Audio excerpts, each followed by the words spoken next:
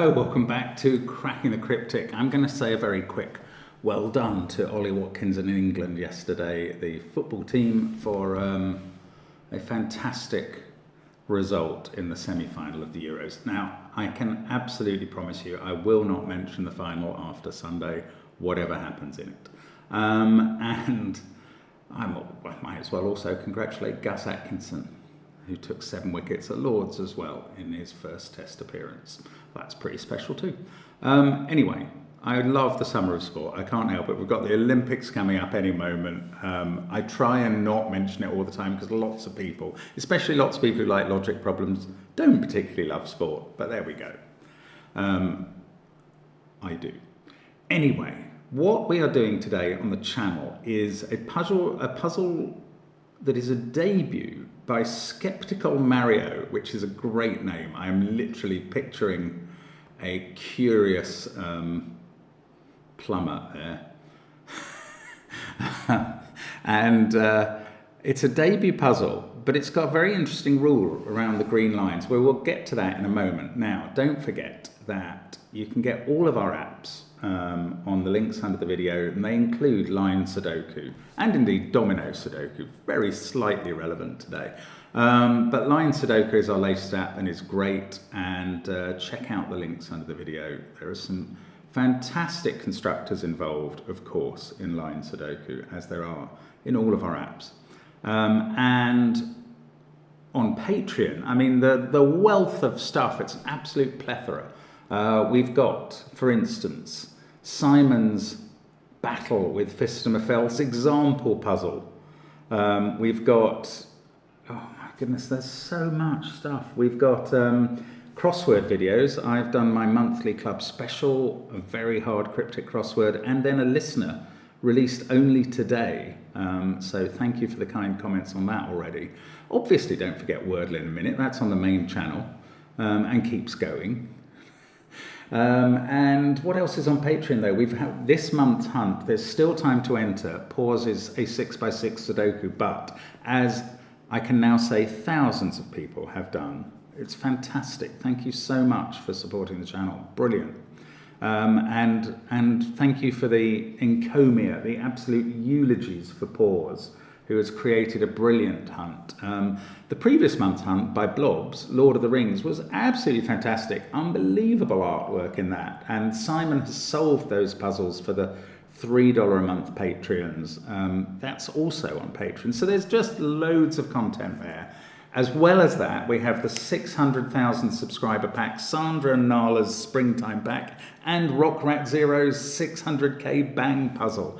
There is just, as I said, a wealth or plethora, or indeed a cornucopia of puzzles there, and content, and we love it. And of course, you can get Sven's SUDOKU pad on the links under the video, and our merch. Now, hang on, this is not our merch. This is my countdown mug, but here is some of our merch. A Cracking the Cryptic mug. How can you not want one of those? You do. You might as well go to the store and get it. But the first link under the video is to Tic Tac Talk by Skeptical Mario, and I will read the rules now.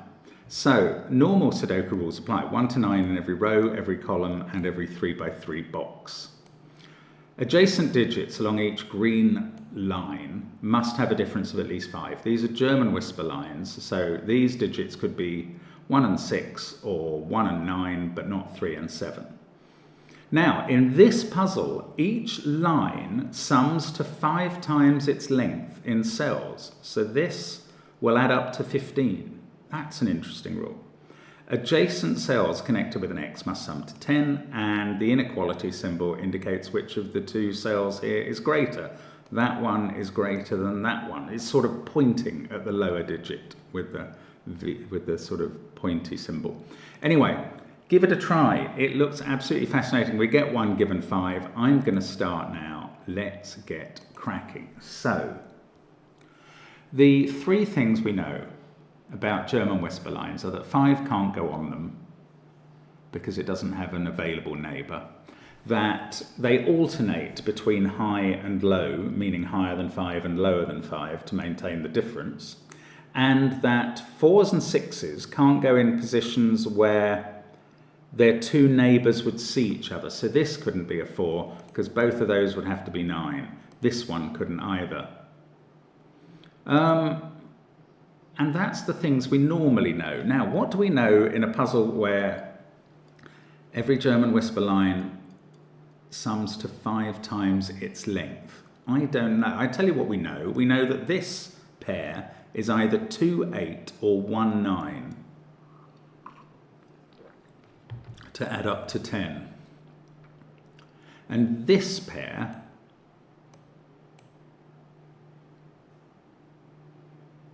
is also either 2, 8 or 1, 9. The digits are joined by a line. These must add up to 10 because this line must add up to 20 and we're told these two add up to 10. So these two also add up to 10. This pair does not have to be 2, 8 or 1, 9. This could be 3, 7 or 4, 6, I think. This pair is different from this pair. So this pair, let's say orange was 2 and 8 and blue was 1 and 9. Because those two cells see that one, they can't be from the same pair. I'm not sure what that tells us. Not a lot, frankly. Now this line's going to add up to 45. That's in my 5 times table. And this one to 25. Now it was easier to work out what was going on with the shorter ones. These were 10.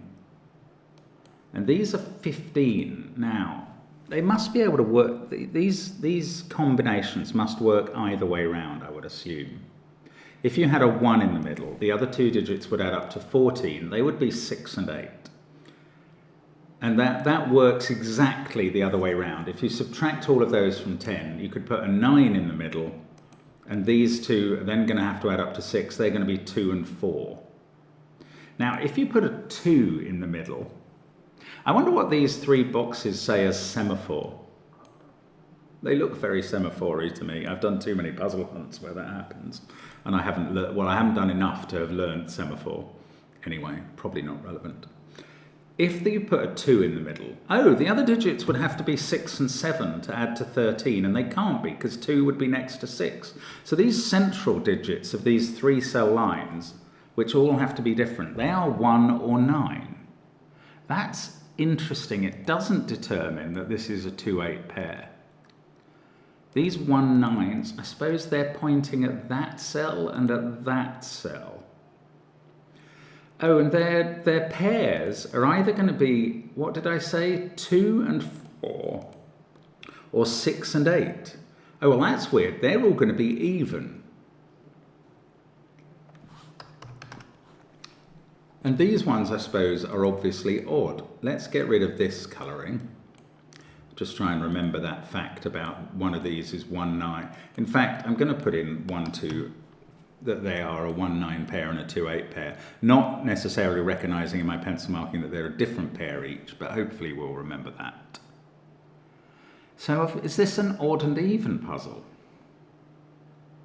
The trouble is I'm going to have to move away from these lines at some point. And I suppose,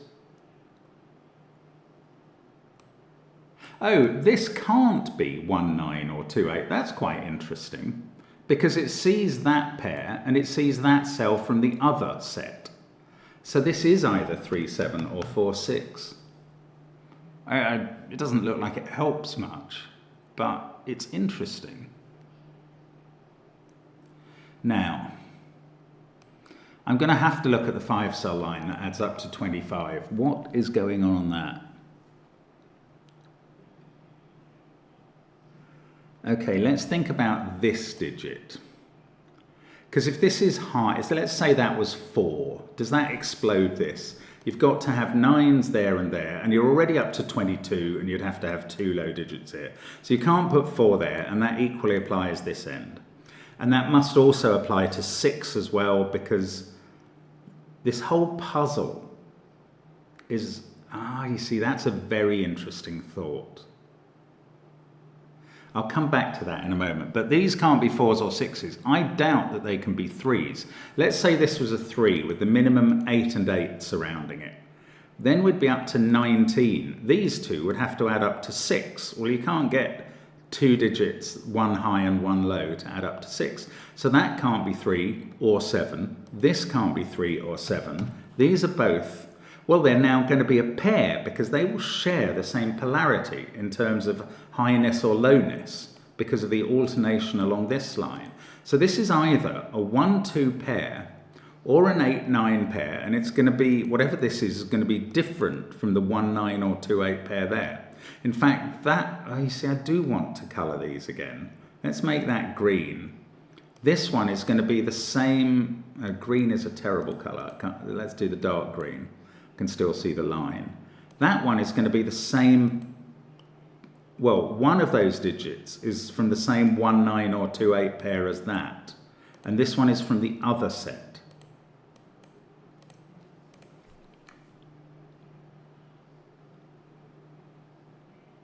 Now, what does that mean?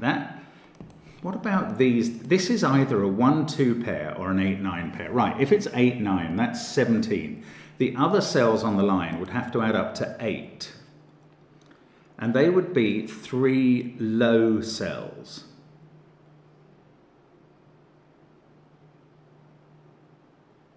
That seems very doable.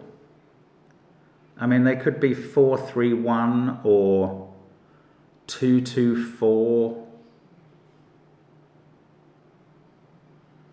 I don't see how this gives us any go forward at all. And I don't know what I'm also, okay, there are 3 things going on. One is I'm in danger of confusing myself by colouring 1-9 pairs against 2-8 pairs. That is just something I don't often do, so I don't like that. Let's stick for now with odds versus evens.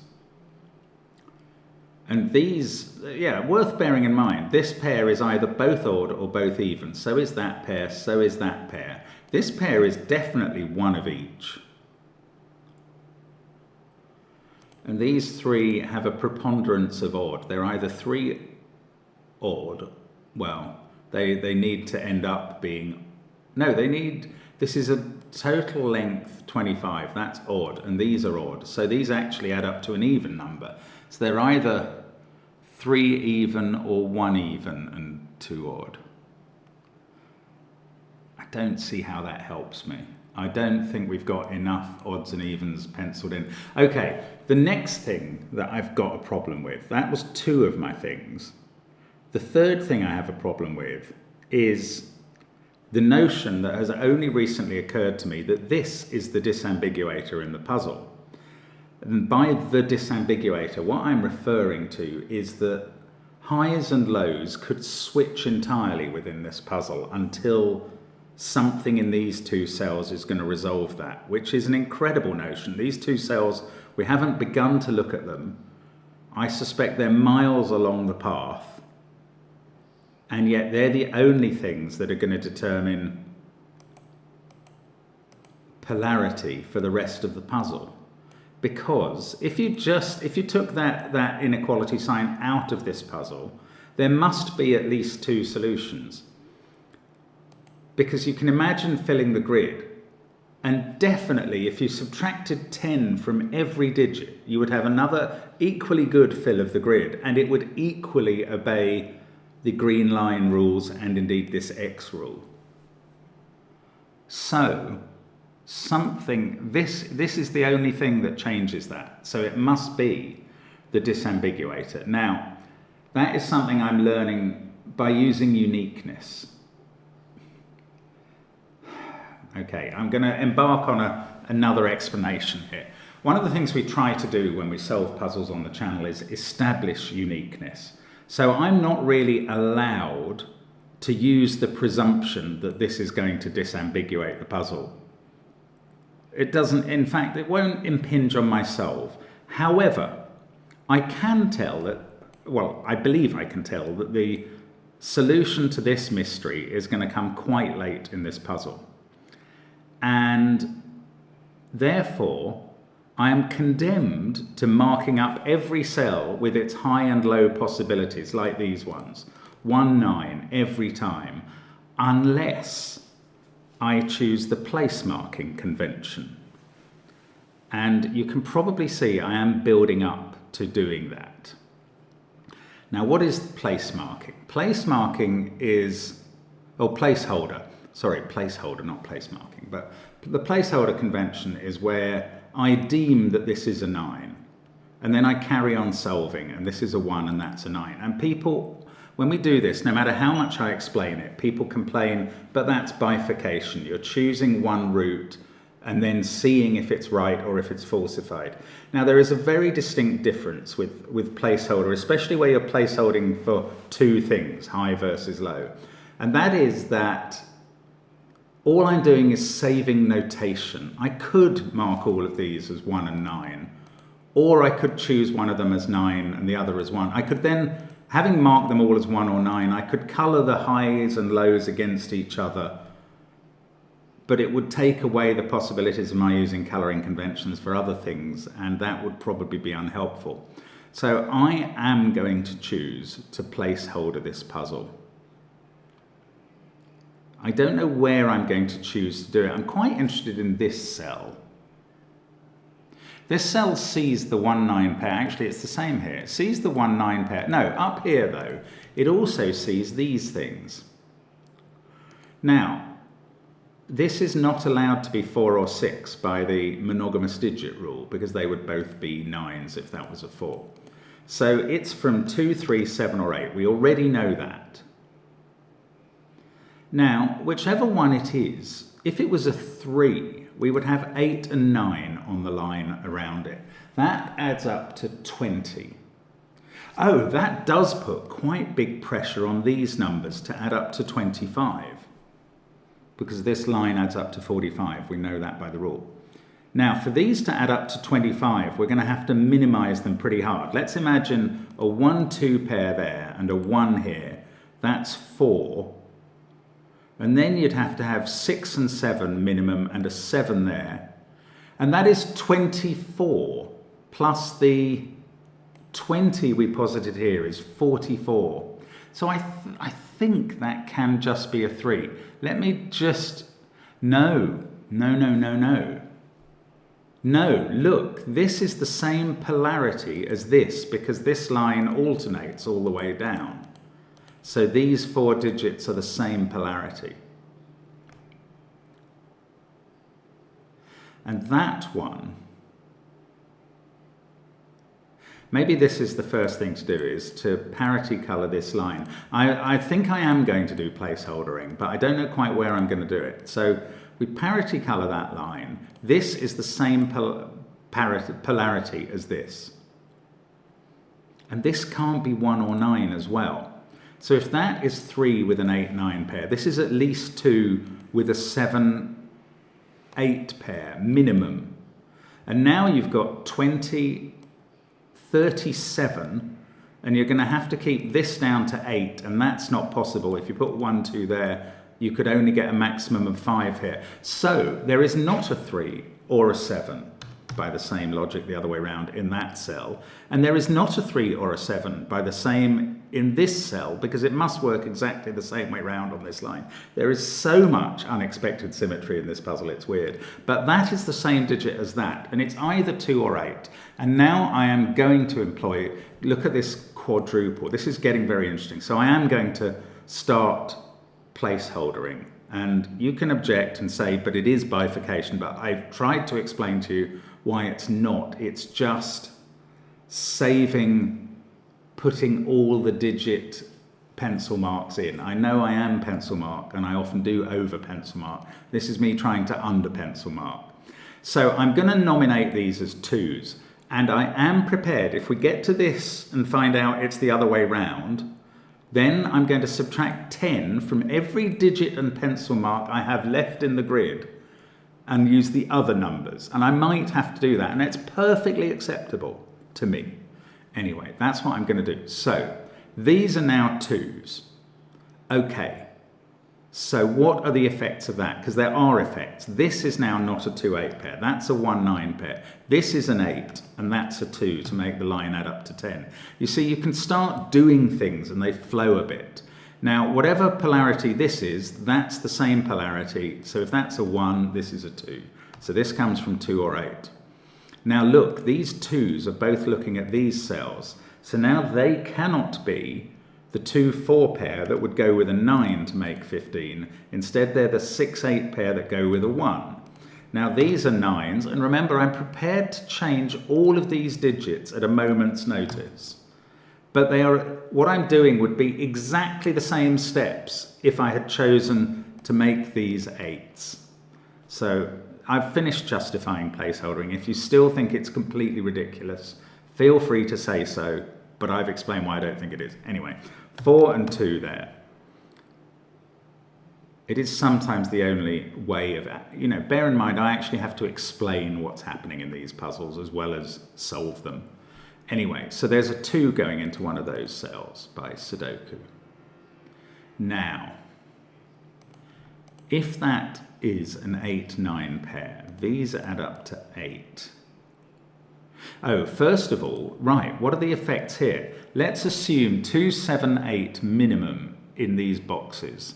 Then we're adding up to 17 in each one, and we have a requirement of maximum 11 here. Well, that's reasonably easy to fulfill. 1, 2, 8 in the middle would do it. Oh, first of all, actually, look, that 9 is looking up here. You see, this is the sort of thing that's very hard to spot if you don't placeholder.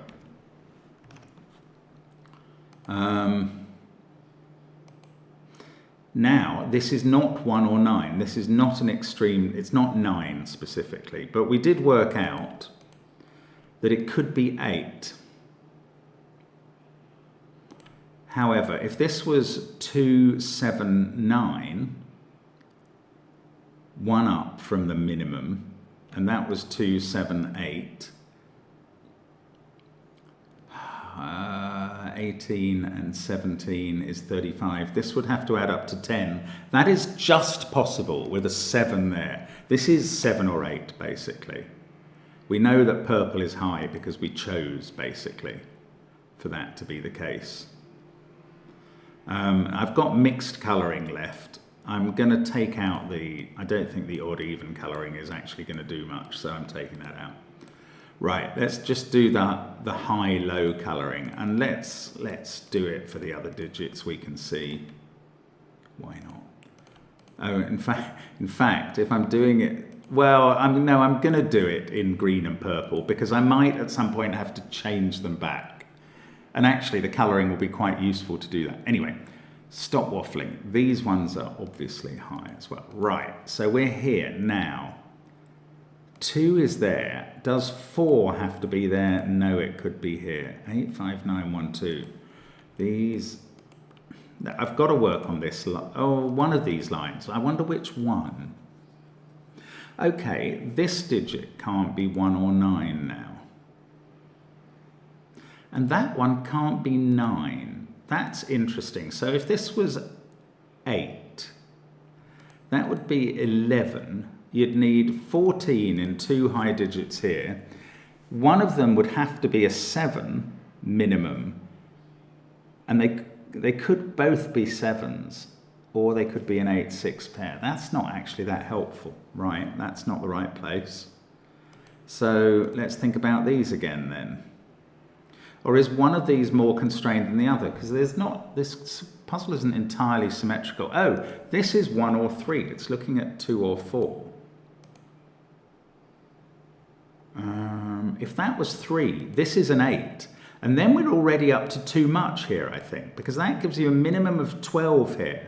And I think we worked out the absolute maximum in this box is 11. So I don't think that can be 3. Now, let me just check that. 2, 7, 8 in both of these is 34. That's the minimum. The maximum here is 11, and that can't be a 3. So that's a 1 in this scheme. And there's a 1 in one of those cells. This is 2 or 3. And it can't be 3 for exactly the same reasons. That would be 8, and these would add up to 12. So that's a 2. Now, we've got 1 degree of freedom along here, haven't we? 2, 7, 8, 2, 7, 1, 2, 7, 8 adds up to 44. So there is 1 degree of freedom. So one of these digits is a 7. One of these digits is a 7. and there's 1 degree of freedom. So either one of those two is a 9, one of those two is a 9, or that is an 8.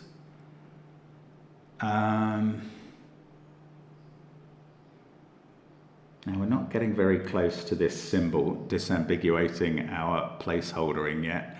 It's probably this line again, and I probably haven't seen enough to do with that one. This digit can't be 1 or 2. Now, the only way that could be low then is if this was a 3 and that was an 8.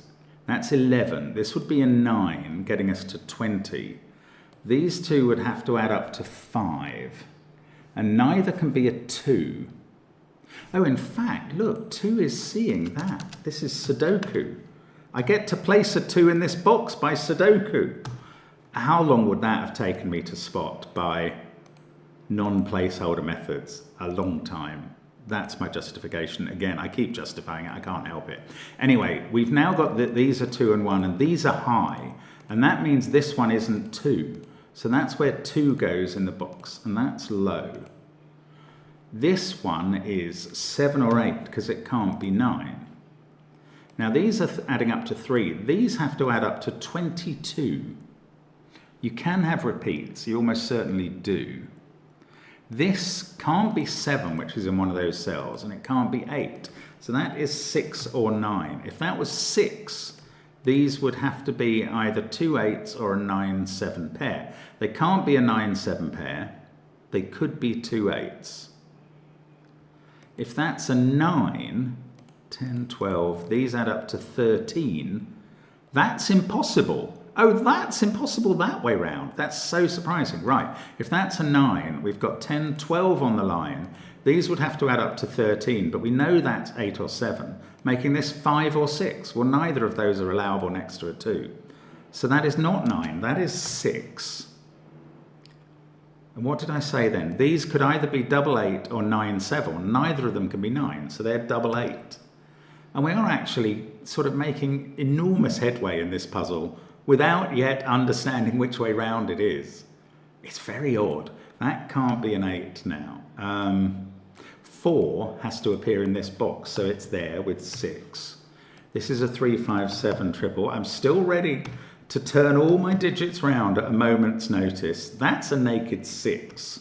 Oh, look, we're going to get to this cell. In fact, there we are. And there we suddenly find that I have done it the wrong way round. Okay, well, in a way, that was a bit predictable due to Sod's law, but actually, that's kind of what I wanted, to show you that I am not afraid to change all the digits around. So, how am I going to go? I mean, I'm not afraid to do it, but I just have to make sure of the mechanism by which I do it. Let's start with the pencil marks. Those become a 2 4 pair. This one becomes a 2 3 pair. This one becomes 1 2 3 with a 3 corner marked. I'm literally going to just do this again and again because this is what pencil marking involves. And you need, I mean, I think it's good to know why we don't do it very often, because if you can avoid it, you should, but it can be a very good method. So, I mean, I literally cannot help continuing to justify what we're doing. So purple has become low. So I've done all the, oh no, let's do those as well. They are now 5, oh, there's still 3 5 7 as a set. That's quite funny. Subtracting from 10, that didn't change. Right, now these, let's do box by box for the full digits. That becomes 8 2. This, the 6 4 switches round, the 9 1 switches round, the 2 8 switches round. That 2 becomes an 8. In this box we've got 8 2 9. In this box 9 4 1 and an 8 there. In this box 8 1 6. In this box 4 and 8. In this box 2 and 8, 6 and 1, and this digit becomes a 9, and there we go. And now I can turn green into high, which I normally do as orange, purple into blue, which is my normal low, and here we are. And now look, this is clearly going to work on the disambiguating greater than sign. And look, 2 is pointing in the middle. That's a 3. That uses up the degree of freedom on this long diagonal. 9, 17, 20, 28, 36. These others have to be 1, 2 pairs. Oh, did I pencil mark the wrong digit then? The corner marking is rubbish, wasn't it? I think it's okay. These are 1, 2 pairs. This is going to work, and they must be. 1's in those positions, and 2, no, it's not going to work here. Neither of these can be a 2. Hang on. Did I not change this one? No, I did. Okay, maybe my maths is wrong. 20 there. 9, 12, 20 there. 28. I think the pencil marked 3, the corner marked 3s are nonsense. 28, 36. These other 4 cells have to add up to 9. Is that right? No, I missed this. This is going to become a 3. That's right. 3, 12, 20, 28, 36. These 4 cells have to add up to 9. So why am I trying to make them into 1, 2s? No, the 3 corner marking was right. One of them is a 3, 2 pair, and one of them is a 3, 1 pair. And we've just discovered neither of these digits is a 2.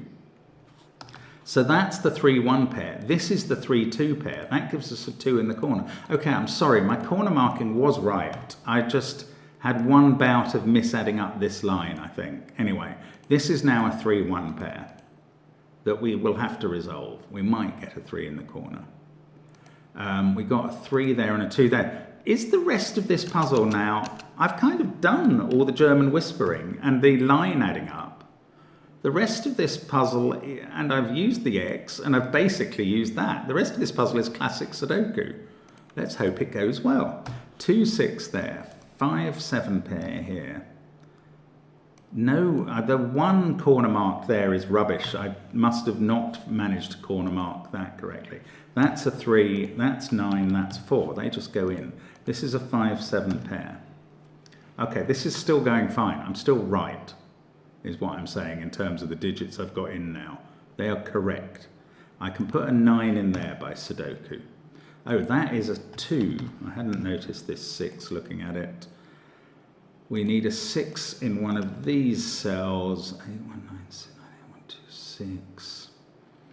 Come on, let's keep just going. We need a 2 in row 8 there and a 5, 7 pair. We need another 2 there. That's the last 2 in the grid.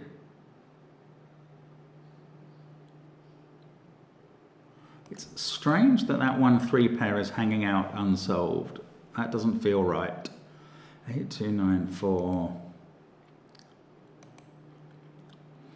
There's a 3 somewhere up here. Oh, 8 I can place in box 9. Oh, and I should keep colouring. I mean, I'm not sure that it... No, let's uncolour everything instead. Let's uncolour everything instead. There we go. Because, I mean, the colouring's done its job. 9, 8, 4, 2. And it was quite useful, and I'm also quite glad that I didn't obscure the colouring with other colouring that would have prevented, that would have stopped the pencil marking. Right, 4 is in one of those cells. The placeholdering is what I meant.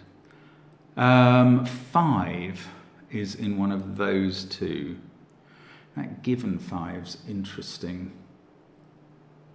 Oh, 9 I can place up. There's actually lots of single, hidden singles that are really quite, not even hidden, they're basically just singles that I should be filling in. One of those is a 6 as well. That is a 4, 6 pair. So that's 5 or 7. That is a 7, in fact, by some form of naked singlage. That makes this a 3, 7, 5. They're all resolved. This is 4 or 6. This is a 1, 3 pair. That gives me a 1, 3 pair in this column. 8, 2, I can't see what that does. That is 6 or 7 by Sudoku. And that's a 5, 6, 7 triple. So that's 1 or 3. which is a bit strange, but that's the way it goes. We've got a 3-5 pair to complete the final column. 2, 8, 1, 9, 6. We need a 4 somewhere in this box. I don't know anything about that. This isn't straightforward. I mean, I might be just missing things, but I've got a 9 X-wing between those cells. That's what's stopping me finishing off 9s. I don't think 6s are anything like finished off.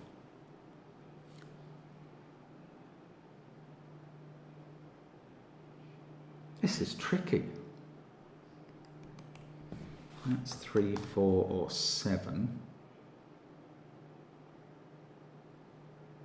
Oh, there's a 1-3 pair here and a 3-5 pair there in columns 1 and 9. That is an X-wing on 3s. Because the 3s are used up in those columns, there are 2 3s in this 2x2 that I've drawn, and therefore no other 3s in the rows. So that 3, 4, 7 I just pencil marked is now actually only 4 or 7.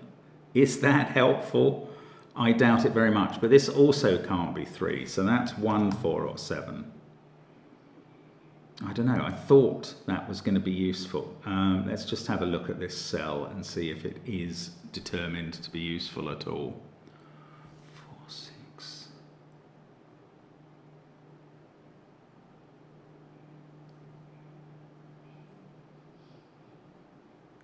Well,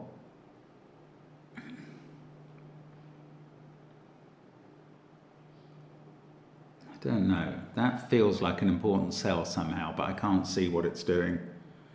I'm just going to mark it in case it does turn out to be important. 4, 9, 2, 8. What else have we got going on? Oh, we've got this 1-3 pair. So 5, yes, I said that earlier. 5 in this box is in one of these cells. And I had that 1-3 pair as well. Is there another 3 X-wing going on somewhere? No. I mean, I could colour these 1s and 3s against each other. Okay, let's try that, just in case. Blue versus dark green, let's try that. Dark green, blue, dark green. And then where's blue? There or there, depending on whether it's a 1 or a 3. Now, does that do anything over this side? There's a blue in one of those cells, a green in one of those two. A blue in one of those two. I don't know, this might not do anything at all. But it would be lovely if it suddenly produced a blue and a green looking at each other somewhere. No, I don't know, that didn't help. This is tricky. This is classic Sudoku, and I'm struggling here. I mean, just proof that you can sometimes, it can be very tricky to do a classic, or indeed finish off the classic part of another Sudoku. So one of these is 3, and one of these is 3.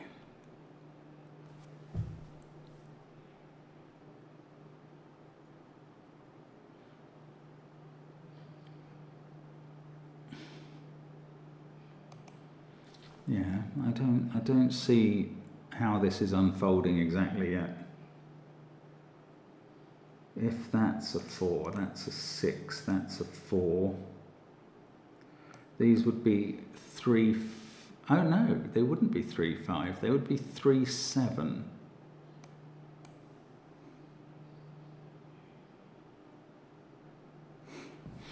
I don't know.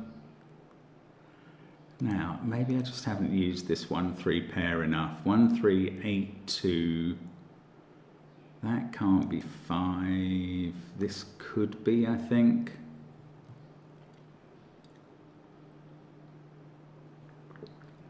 If I could rule 5 out of that, I would have an X-wing between those cells. But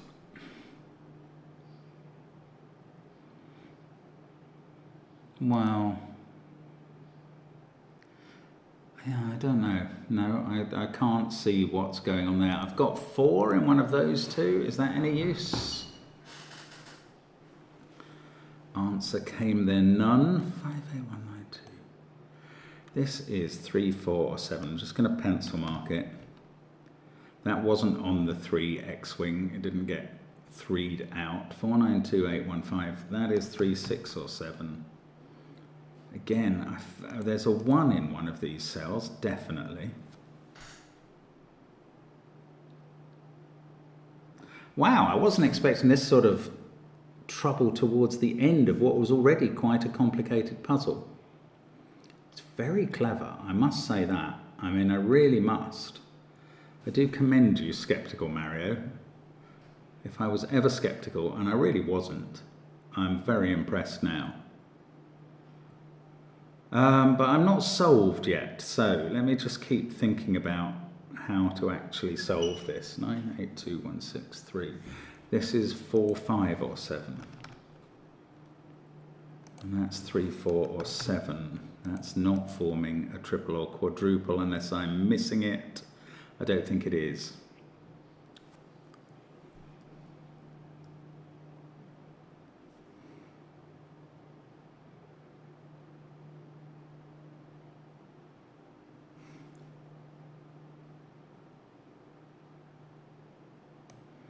So for that to be 7, then we've got 5s in those positions, and that would have to be a 5. And that, and that. That doesn't work in box 6. Right, why is that? Something is happening here. This can't be a 5, I reckon.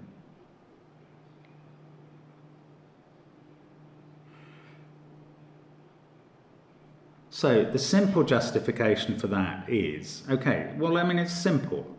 This is some sort of Y-wing, and I'm not exactly spotting where it's hinged, but if that was a 5, this is the only place for 5 in box 7.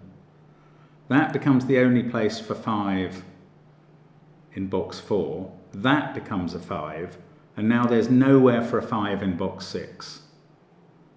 And that's really strange. I mean, this is the sort of Y-wing that does happen. I'm not spotting the exact hinge, but this will do. This can't be a 5, so that's a 7. And that's not. 7 is now in one of those cells. It's obviously not here. Yet again, this might not unwind everything, but this becomes a 5, and that's not a 5.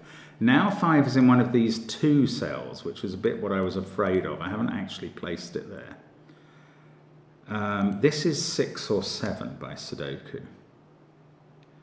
2, 5.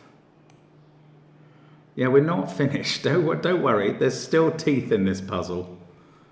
Ouch, it's biting me. This is not 3 because it sees a 1-3 pair. So that's 4, 5, or 7. Oh my goodness, this is still hanging on. These are from 6, 7, 9 and include a 9. This is 1, 5, or 6. That's just, I mean, I'm pencil marking every cell now. Sometimes it comes to that. One of those is a 1. One of these is a 4. I've said that before. Let's go back to this cell. If it's a 7, we go 5, 3, 1, 4 in this row. If it's a 4, oh. If it's a 7, that's a 5 and that's a 3. If it's a 4, that's a 5 and that's a 3. Well, that's a classic Y-wing. This cell sees both of those 2 and turns one of them into a 5. And whichever one it turns into a 5, that becomes a 3. I think this might do the job for us. Now that's a 1. That's 3 in the corner. That's 3 in the spot. Light losing its religion. Now this is 5 in this other corner. Let's get rid of, well, we used this. Now we've got a 4, 7 pair. Yeah, we're done. I'm going to get rid of all of the colouring again for the 3rd time in the puzzle at least. But I think we're finishing now, which is an absolute mission. What a genius puzzle. Not just forcing us to go placeholder. Not just having some unbelievably clever logic on the green lines with the extra rule. Not just messing with my head, but also having some absolutely brilliant classic Sudoku tricks in it. Wow, Skeptical Mario is a person to look out for. I'm really hoping that I'm not going to suddenly have to grind to a halt and restudy this grid yet again. And I don't think so. But wow, I am very mind blown by this puzzle. I think it's brilliant. 7 and 4 there. Wow, well done if you got through this in what looked like a neater path. You may well have done, because that's taken me over 40 minutes of absolute head-wrecking pleasure, which is a complete oxymoron, but absolutely true.